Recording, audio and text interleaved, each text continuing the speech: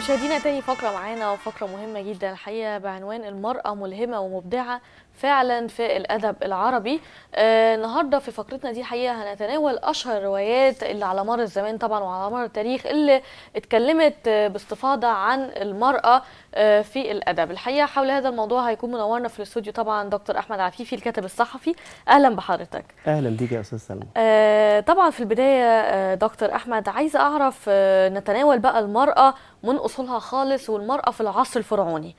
الكتاب والشعراء تناولوها ازاي؟ اتكلموا عنها ازاي؟ احنا طبعا عارفين عصر فرعوني المرأة كانت فيه رمز للقوة ورمز للاحترام. عايزة حضرتك تكلمني أكتر بقى عن المرأة الفرعونية. يعني أنا عايز أبعث برسالة تقدير وشكر لكل أم مصرية، وبخاصة إن احنا كنا بنحتفل منذ أيام قليلة بعيد الأم. يعني الأم المصرية على مدار التاريخ هي أم رائعة وفاضلة.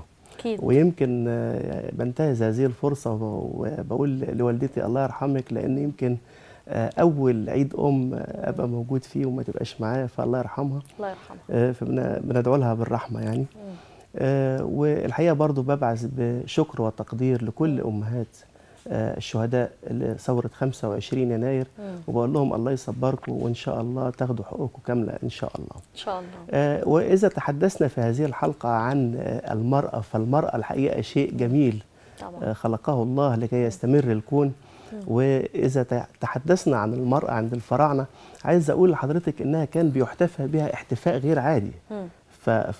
فالاحتفال بالمرأة ضارب في أعماق التاريخ المصري، ويمكن كانوا بيألهوها وبينصبوها ملكة. يمكن كان عندنا يمكن حتشبسوت، نفرتاري، نفرتيتي، كليوباترا، ويمكن كان ليهم دور فاعل في التاريخ المصري.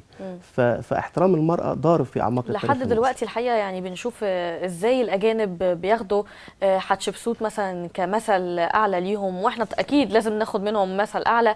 لكن في مفارقة غريبة حصلت الحقيقة.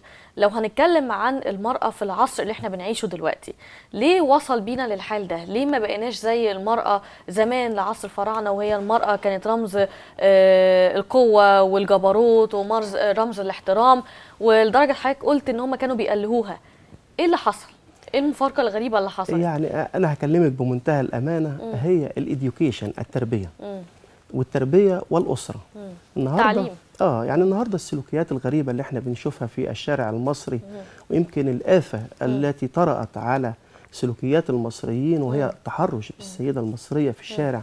هي طبعا ما وصلتش إلى حد الظاهرة يا أستاذ سلمى، ولكن هم مجموعة من الخارجين على القانون بيقوموا بالعمل ده. يعني ما وصلتش للظاهرة لأن مصر شعب عريق له عادات وتقاليد كبيرة جدا. ده اللي بيزعل الحقيقة، وده اللي بيخلي الواحد حزين من جواه، ان مصر ما تستاهلش كده وشعبها ما يستاهلش كده. مين الناس دي؟ مين الحق زي ما حضرتك قلت هم مجموعة، مش هنقدر نطلق عليها ان هي ظاهره، لان هم مجموعه يا ريت تكون قليله، ولو ان الظاهره الابحاث بتقول ان هي مش قليله ابدا الحقيقه. لا، هي ما وصلتش الى حد الظاهره. يمكن برضو في اوروبا الامور دي يمكن اكثر حدوثا من الشعب المصري، ولكن هم قله. انا بقول عليهم قله خارجه عن القانون، وما عندهمش الوعي الكامل لفهم مفهوم التربيه.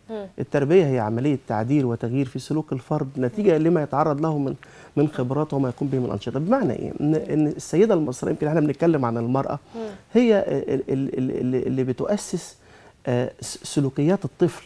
فاحنا عايزين نعيد ثقافه المراه ونهتم بيها ونديها حقها الكامل، عشان هي في النهايه هي اللي بتبقى مسؤوله أكيد عن الجيل اللي موجود. الام مدرسه زي ما احنا بنقول. يعني ده يمكن حضرتك الام مدرسه، ده اكيد. اكيد. فاحنا عايزين نديها حقها ونديها وضعها في المجتمع، عشان نحاول نحارب ونبتر هذه الحقيقه السلبيات اللي موجوده في المجتمع، وخاصه في ظل ضعف الامن في الفتره الاخيره.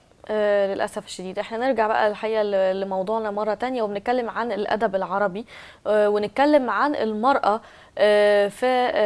ناخد في المرأة في العصر الجاهلي، وصفوها ازاي الشعراء وكتبوا عنها ايه الشعراء؟ احنا خلاص عرفنا طبعا في العصر الفرعوني كانت المرأة شيء مقدس، كانت قوية جدا جدا. لكن ناخد بقى العصر الجاهلي.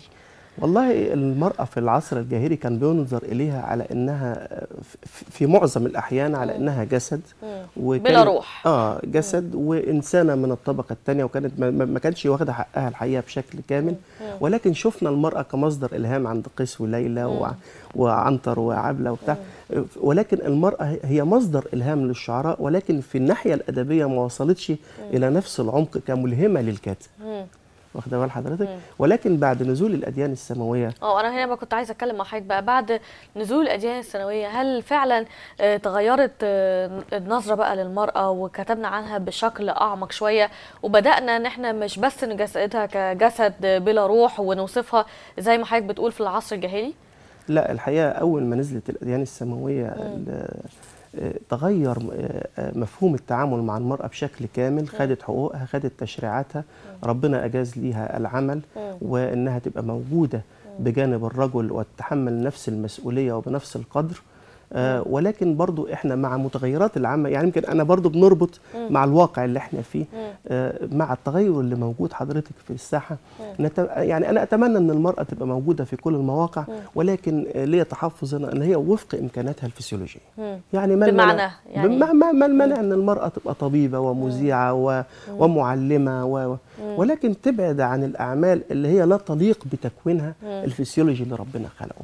واخده بال حضرتك؟ زي ايه حضرتك؟ يعني مثلا امور القتال، امور مش عارف الشر، يعني مع ان ده بنشوفه في اوروبا طبيعي جدا، وبيكون حتى في الشوارع بنلاقي يعني ضابطه بتكون مثلا بتوقف الناس، ممكن تشوف الرخص، ممكن ما بيتمش اي نوع من انواع التحرش بيها.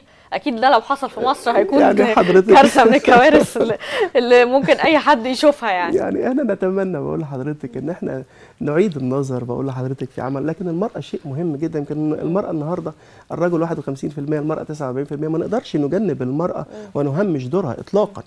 يعني كل من ينادي بهذا الامر فهو قليل الادراك، لان المرأة ليها دور فاعل في المجتمع الحقيقي. اكيد. انا عايزه اتكلم بقى الروايه المصريه في العصر الحديث.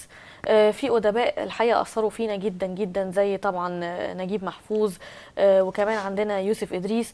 عايزه اعرف دول اتناولوا المراه بشكل ايه؟ ادونا عنها نبذه من وجهه